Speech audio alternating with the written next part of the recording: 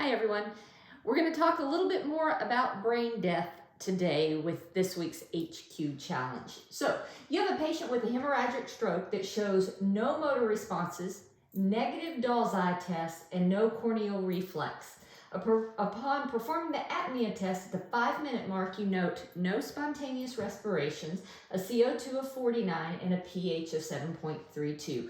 What would you suggest? Okay, so a lot going on in here. So first of all, to diagnose brain death, you have to have 3 conditions. The first condition is persistent coma. And so you gauge that persistent coma by the patient and motor responses. So this is some type of pressure or pain sensation that we put the patient through, a sternal rub or something, to see if there are any type of movement in the arms or legs, okay? So this patient shows no motor responses, so that means there's persistent coma.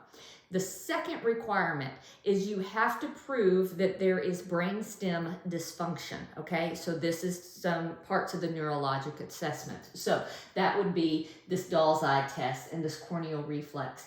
So the Doll's eye test is really called oculocephalic reflex, but basically if the patient's laying down and you take their head and you move it from side to side, a normal person with a normal brainstem response, when you move their head left, their eyes will move right, okay, and vice versa.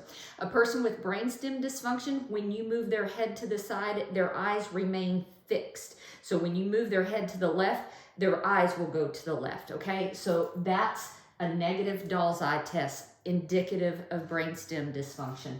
No corneal reflex, take a Q-tip, touch their eyeball. You should at least have a blink, okay? So the fact that they have no corneal reflexes means that there's brainstem dysfunction. We've got 2 criteria.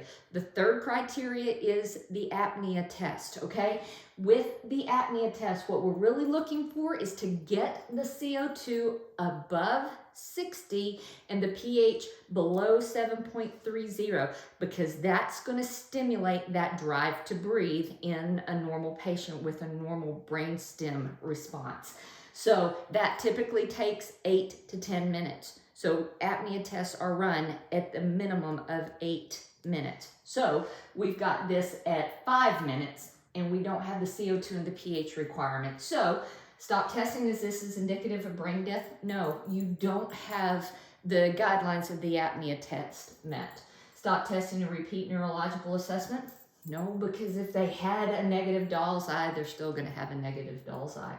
Continue with the test. Yes, until the CO2 reaches 60. That is the correct answer. So the correct answer is C, because we don't want to continue for an additional 10 minutes because the timeline is typically 8 to 10. So hope this has helped. See you soon.